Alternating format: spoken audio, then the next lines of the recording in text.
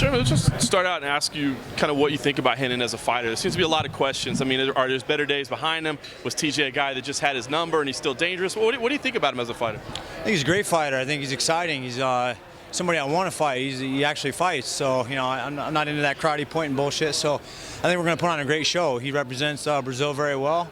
I represent the U.S. very well. So I think highly of him. So I prepared for that, and I'm preparing for a hungry Renan Barão. You know, I've been there where I've come off 2 losses, and I've came back strong, hungry, motivated. So that's the type of person I train for, that championship Renan Barão. But he's facing me. I'm a different breed, so I plan on having my night come Sunday. You know a little something about changing weight classes as well. Do you factor that in your preparation? I mean, when you're breaking down tape, do you say, well, I think he'll be different because he's coming up? Or can you let yourself think about that stuff? I picture him being healthier. You know, I know those drastic weight cuts, they can sometimes hurt. You know, I have a great nutritionist in George Lockhart, the Fitness VT program. A lot of these guys are using them. I think that's tremendous. I think all guys should, you know, be required to do so. If that's the deal, you know, UFC should hire them people, you know, so we all have these great weight cuts and a lot healthier and a lot more scientific approach. So with that being said, I think Renan Barão comes in great shape. I think he comes in hydrated, a lot more fluid in his movement, and ready to go. And that's what I want. It feels like this fight is kind of being looked at as like Renan Barão's showcase to see if he can move up and see if he can revitalize his career. Do you think it's been kind of unfair to you to overlook your role in what the fight is? Not at all. I don't really focus on that. My focus is to go in there and decimate my opponent. Anybody in front of me, I've fought in the top guys for many years, 55, 45, beating former champs, had close decisions that could have gone my way against, you know, like guys like Pettis. So I fought in the best of the best. He's a ladder guy coming off 2 knockout losses. I think mentally he has a lot to deal with, and I'm going to be a lot to deal with come Sunday night, and I'm going to put him on the canvas. Skill-wise, I mean, how does he rank with some of the people that you fought like Pettis? I think he ranks right up there. He's got great Muay Thai and good Jiu-Jitsu. I feel like the wrestling advantage plays in my part.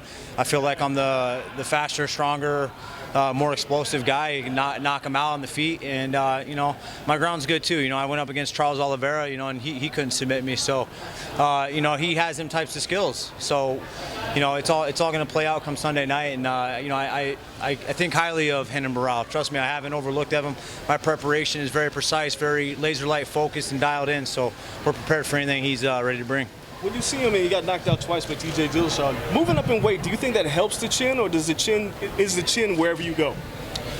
You know, he had full camps and he got knocked out twice, you know, so, and he's been wobbled inside the ring quite a few times. So, you know, him being in great shape and being wobbled like that, I don't know. And, you know, anybody can have an iron steel chin, and I'm still going to rattle it loose.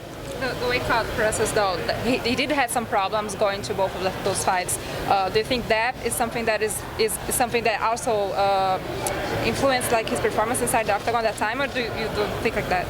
I think that could be, you know, but mentally I still feel like he's a broken Barão, and like I said, I think he's going to be a little bit healthier up here at 145 pounds, and we're going to put on a great show for you guys. Can you talk about his strengths as well? Strengths would be good Muay Thai stand-up and his ground. He lacks in a lot of other things. He lacks cardio, he lacks heart, he lacks the mentality, you know, and he lacks that jaw. And I'm gonna put it on his jaw for sure. When you say he's broken, do you mean it in the sense of mental state, or do you mean it in the sense of he's kind of lost it where he was physically at one point? Mentally, I feel he's broken. You know, he's fought a lighter guy who knocked him out, who's not really a knockout artist. You know, TJ's a little bit more trickier in his setups, and he doesn't hit it near as hard as me, and he's a lighter guy. So I train with a great camp, Alliance, Dominic Cruz. You know, I have tremendous athletes in that camp. I have a great team who I trust, believe in, and very in tune with. And you know, we've been preparing for a guy like Renan Barão for a long time. We've seen this guy fight. We know what he's capable of. And seeing him as of late, you know, we're looking to take advantage of this opportunity and seize that moment and just go in there with a huge win. The featherweight division is a bit in flux right now. We don't know what Conor's going to do next. But for you, where do you see yourself with a victory? That's it. You know, that's all I'm looking forward to, is just getting my hand raised come Sunday night. You know, all goes well, I like to just stay in shape and slide on UFC 200 or as soon as possible. I'm tired of fighting only once, twice a year. You know, I'm a lot better than that. I'm more capable of doing a lot more things.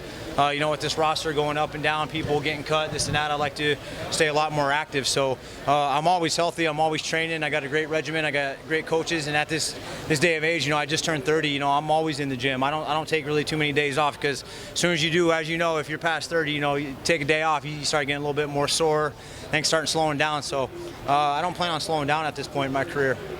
Jeremy, the UFC obviously has faith in you, putting you in the co-main event slot, and you've delivered so many times. Apart from the wins and losses, when you're told that you're going to be given that distinction of a co-main event slot, is there an intangible satisfaction to that, knowing that the promotion has that kind of faith in you? Yeah, for sure. I've known that for a long time, so it's not anything new to me. I've been putting on great performances and delivering knockouts and you know, just wars that the fans really like. And this is a fight that I'm excited for.